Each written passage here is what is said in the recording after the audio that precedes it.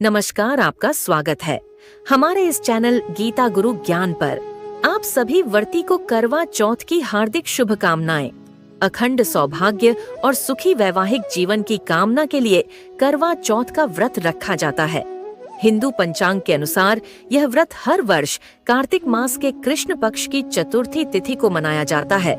इस दिन सुहागिन महिलाएं पति की लंबी आयु और सुखी वैवाहिक जीवन के लिए निर्जला व्रत रखती हैं और शाम को 16 श्रृंगार कर शिव माता पार्वती जी की विधि पूर्वक पूजा साधन करने के साथ चंद्रमा को अर्घ्य देती है।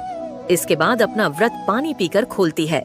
मित्रों, इस बार हिंदू पंचांग चांद निकलने का शुभ मुहूर्त शाम 8:13 है। इस दिन को सुहागिन महिलाएं निर्जला व्रत रख के बड़ी श्रद्धा और भक्ति भाव के साथ मनाया जाता है। इस दिन करवा चौथ व्रत कथा सुनना बहुत ही फलदायी और सौभाग्य माना जाता है। आइए हम सब मिलकर करवा चौथ व्रत कथा को सुनते हैं।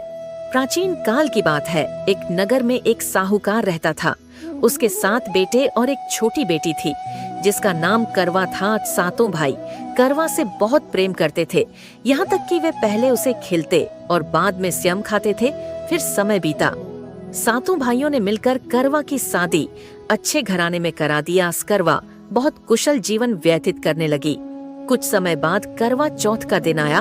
वह दिन जब सुहागिन महिलाएं अपने पति की दीर्घायु के लिए व्रत रखती हैं।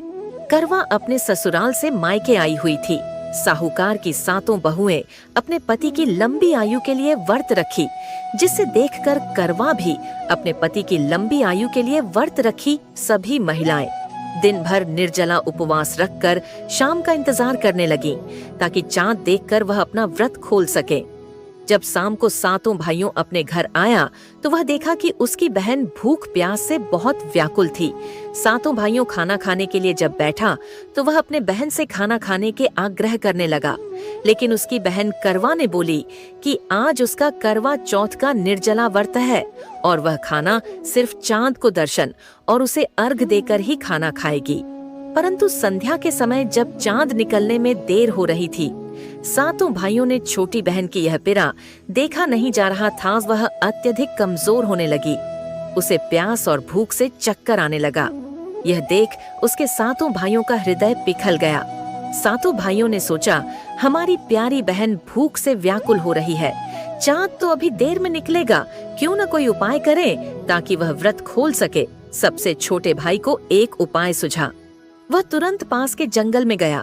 एक पीपल के पैर पर दीपक जलाकर छलनी रख दिया, जो दूर से देखने पर ऐसा लग रहा था जैसा कि चतुर्थ की चांद निकल आया हो। फिर वह तुरंत घर जाकर अपने बहन को कहती है, देखो बहन, चंद्रमा निकाल आया है, तुम अब अर्घ देकर अपना पारण कर सकती हो। करवा तुरंत घर के छत पर जाकर चन्नी में चांद को देखकर उसे अर्घ देकर अपना व्रत का पारण करती है। फिर वह खाना खाने के लिए बैठ जाती है। वह जैसे ही खाना का पहला टुकड़ा मुंह में डालती है, उसे जोर से छिक आती है, जो अशुभ संकेत होता है पार। वह उसे नजरअंदाज कर देती है। फिर वह जैसे दूसरा निवाला मुंह में डालता है, उसके मुंह में बाल निकाल आता है। फिर जैसे ही वह तीसरा टुकड़ा मुंह में रखने ही वाला था, वैसे ही उसके ससुराल से संदेश आता है कि उसके पति की तबीयत बहुत खराब है। वह यह संदेश सुनकर घबरा जाता है। करवा रोते ससुराल पहुंचती है। वह जैसे ही अपने घर में गया, वह देखा कि उसके पति की शव को अर्थी पर अंतिम संस्कार के लिए रखा है। यह देखकर करवा पति को गला लगाकर जोर जोर से रोने लगी। वह सभी लोगों से कहने लगी कि मैं अपने पति का अंतिम संस्कार नहीं करने दूंगी। फिर उसकी माता ने करवा को यह बताया कि यह घटना उसकी भाइयों के भूल के कारण हुई है। उसकी भाइयों ने नकली चांद को दिखाकर उसका व्रत तोड़ दिया, जिस कारण से सभी देवी देवता करवा चौथ माता उससे नाराज होकर उसके पति उससे छीन लिया। अब करवा यह सच्चाई सुनकर प्रण लिया कि वह अपने पति को पुनर्जीवन दिलाकर रहेगा। गांव के लोग उसके पति के शव को शमशान में एक झोंपड़ी बनाकर रख दिया। वह नित्य दिन पति के शव को देखभाल करने लगी। गांव के सभी लोग उसे पागल कहती कि वह अपने पति को मार दिया है। उसे देखकर सभी लोग दूर भागता। मित्रों, फिर करवा का समय बदला। 1 साल बाद करवा चौथ का व्रत लौट आया। फिर उसने अपने घर पर संदेश दिया कि उसे 16 श्रीगढ़ का सामान चाहिए, उसे करवा चौथ का व्रत करना है।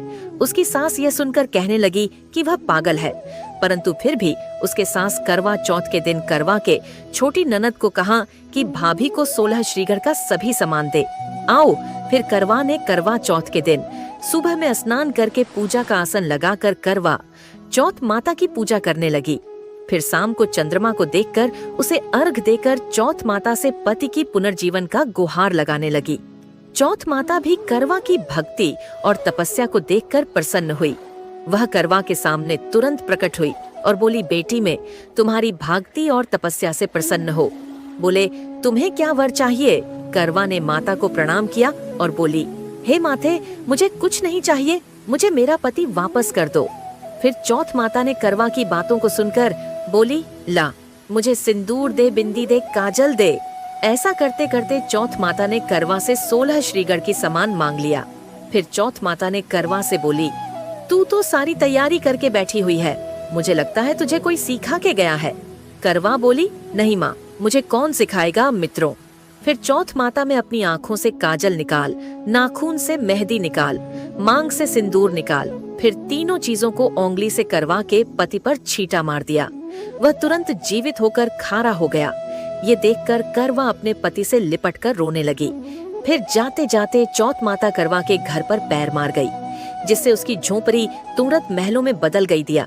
जिससे देखकर करवा और उसके पति चौथ दोनों ने चौथ माता को प्रणाम किया और उससे धन्यवाद कहा। अगले दिन उसकी छोटी ननद भाभी के खाना लेकर आई तो उसने देखा कि झोपड़ी के झग तू महल खारा है। उसकी ननद को भाभी की झोपड़ी मिल ही नहीं रही थी। फिर करवा ने अपने ननद को देख लिया और वह तुरंत दौड़ी दौड़ी ननद के पास आई। देखो सरधा, आपकी भाई वापस आ गया है। भाई को देखकर सरधा चौंक गई। करवा ने ननद से कहा, जाओ सरधा, सास जी से कहो वह मुझे गाने बाजने के साथ मुझे लेने आए। वह तुरंत दौड़ी दौड़ी घर आए। वह घर बातें हुई बोली, माँ भाई जिंदा हो गए। फिर उसकी माँ बोली, लगता है उस भाभी के साथ तुम्हारा भी दिमाग खराब हो गया है। सरधा बोली, नहीं माँ, मैंने अपनी आंखों से देखा है भाई, सच में जिंदा हो गया। जहाँ झोपड़ी था वह महल बन गया है।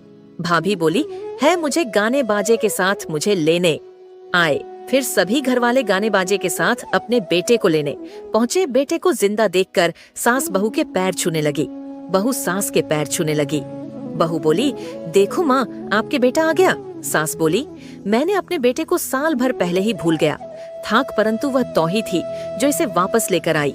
हे चौथ माता, जैसे तूने साहूकार के बेटी के साथ किया वैसे किसी के साथ भी मत करना। हर करवा चौथ व्रत करने वाली सुहागिन महिलाएं के पति की आयु को दीर्घायु देना। जैसे करवा को सुहाग दिया वैसे सभी सुहागिन महिलाएं को पति आयु को दीर्घायु बनाए रखना। जय चौथ माता। आप सभी पर चौथ माता का आशीर्वाद हमेशा बना रहे। धन्यवाद मित्रों। कथा अच्छा लगा तो वीडियो को एक लाइक करके कमेंट बॉक्स में जय चौथ माता अवश्य लिखे और हमारे इस चैनल गीता गुरु ज्ञान को अवश्य सब्सक्राइब कर लीजिए ताकि हर एक वीडियो आप तक तुरंत पहुंचे। धन्यवाद।